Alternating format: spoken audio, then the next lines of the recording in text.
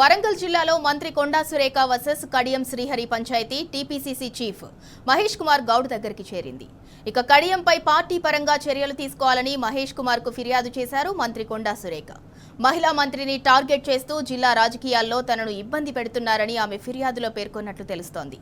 ఇక ఇప్పటికే కడియంపై ముఖ్యమంత్రికి కూడా ఫిర్యాదు చేశారు కొండా సురేఖ.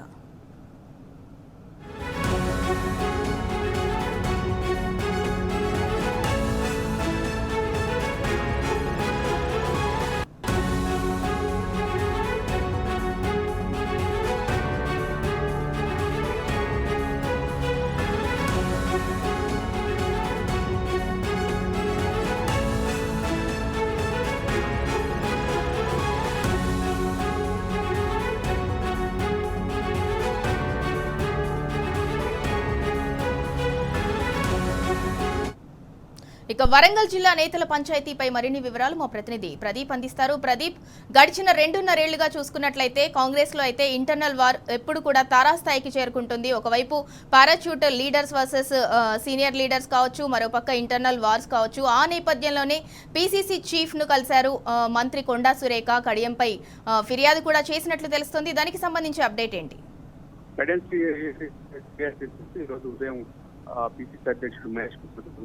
మంత్రి కొండా సురేఖ కలిశారు. ఆయన ఇటీవల దేవాదాయ శాఖ కమిషనర్ కార్యాలయంలో శేషంగన్పూర్ నియోజకవర్గానికి సంబంధించినటువంటి టెంపుల్స్ ఇష్యూపై ఆయన కమిషనర్ తో కలిసి రివ్యూ చేశారు.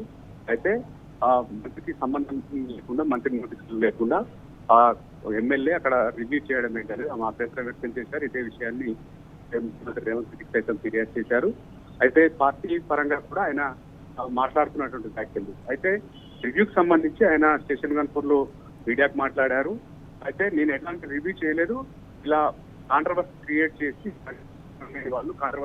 చేసి జనంలో ఉండేందుకు అంటే ప్రయత్నం చేస్తున్నారు అని చెప్పి ఆయన మాట్లాడారు. దీంతో కొండా సురేఖ వర్గం కావచ్చు, కొండా సురేఖ తీవ్రంగా అభ్యంతరం వ్యక్తం చేసింది. ఆయనపై మొదటి నుంచి కడియం శ్రీహరికి కొండా ఫ్యామిలీకి మధ్య విభేదాలు ఉన్నాయి. ఇటీవల పెద్ద ఎత్తున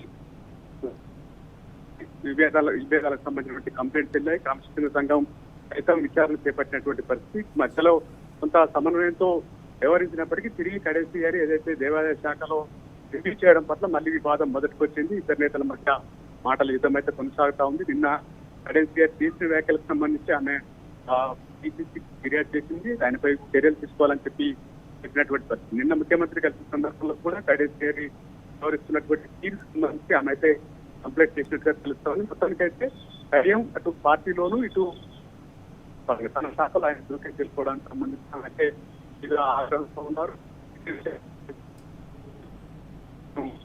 మాట్లాడి సమస్యను పరిష్కరిస్తానని చెప్పి ఆయన మాట ఇచ్చినట్టుగా తెలుస్తోంది. ఏదేమైనా వరంగల్ జిల్లా కాంగ్రెస్ నేతల పంచాయతీ అయితే కొనసాగుతా ఉంది.